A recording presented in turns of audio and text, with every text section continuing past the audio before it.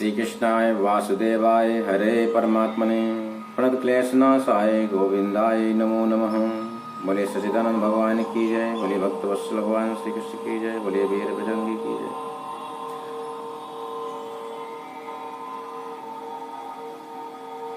आज हम आपको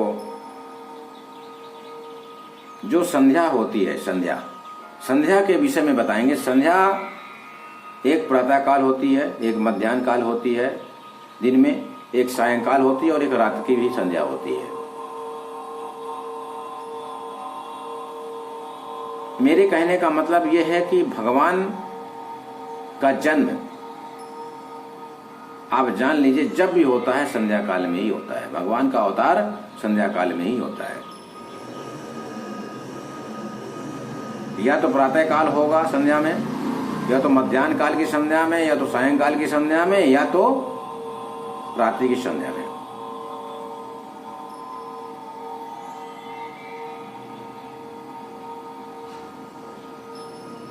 आप जान लीजिए भगवान राम का जन्म हुआ मध्याह्न कालीन संध्या में। भगवान वामन अवतार, भगवान वामन का जन्म हुआ संध्या मध्याह्न कालीन संध्या में ही हुआ।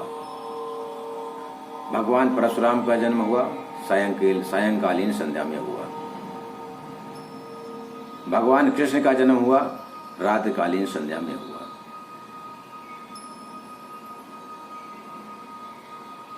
नरसिंह भगवान का अवतार हुआ सायंकालीन संध्या में हुआ।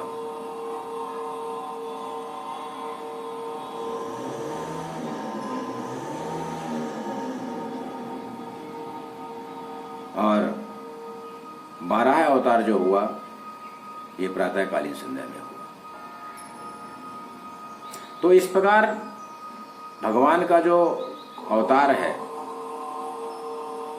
वो संध्या के समय ही होता है। संध्या का बहुत बड़ा महत्व। संध्या का मतलब होता है कि जो सूर्य उदय के बाद बीच का जो समय है वो संध्या कहलाता है, संध्याकालीन समय कहलाता है। और उस समय परमात्मा का विशेष समय होता है। उस समय परमात्मा का टाइम कहलाता है। उस टाइम में जो हमारे जो प्रकृति का जो समय है उस समय हट जाता है। उस समय कोई भी किया गया कार्य वो परमात्मा से जोड़ देता है।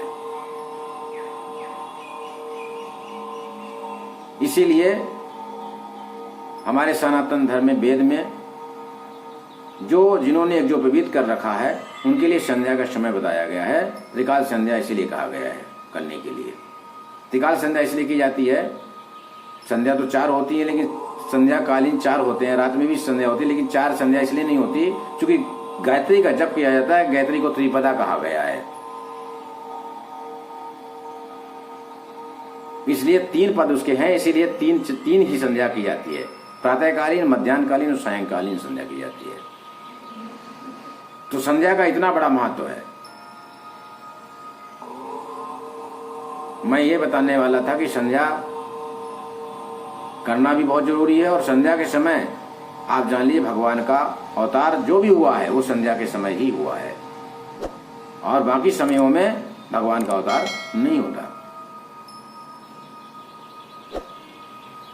मेरे कहने का आशय समझ गए होंगे। जय श्री राधे कृष्ण।